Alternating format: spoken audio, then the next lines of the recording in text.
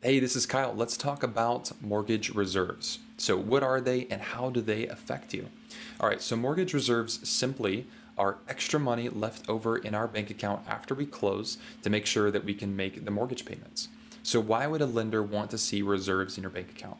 The main reason a lender would want to see reserves in your bank account is so that they can make sure that you are not depleting your bank account by closing on a house. So let's say your total closing costs, cash to close when you're buying a house is $5,000. Well, if you have $5,500 in your bank account, what they know is that after you close on your house, you're going to only have $500 left, and you might not be able to make the payment for next month, right? So what the lender's wanting to make sure is that when you're closing on a house, you're not wiping your bank account completely out, all right?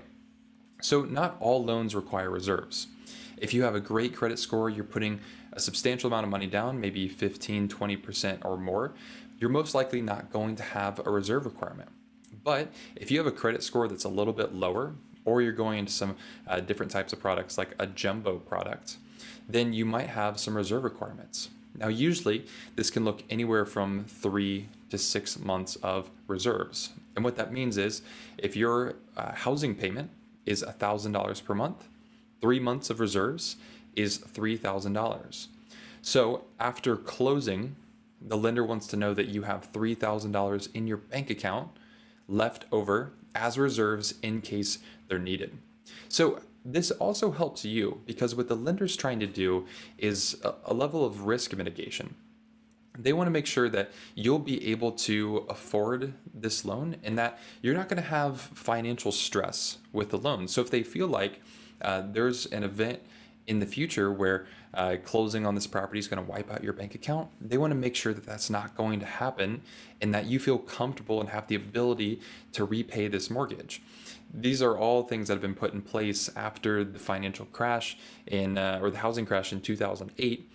The reason all of these things are put in place are really to protect you and to protect the economy and to make sure that we're all having increased wages, increased returns on our savings, and we're in mortgages that make sense and don't bankrupt us, right? So if we talk about reserves, that's what they are. It's not money that you have to give to the lender. What we're saying is you're going to have your cash to close amount.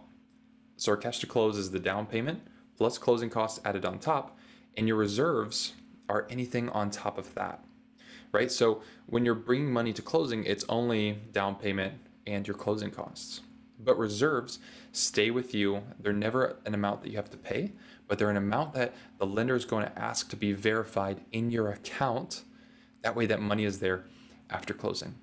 Well, if you have any questions, feel free to leave me a comment and let me know. Also, let me know if there's something that you're wanting to learn or something that's unclear about the mortgage space. Let me know so I can best help serve you by making a video and seeing if we can share some insightful content and info. Well, enjoy, and I'll talk with you soon.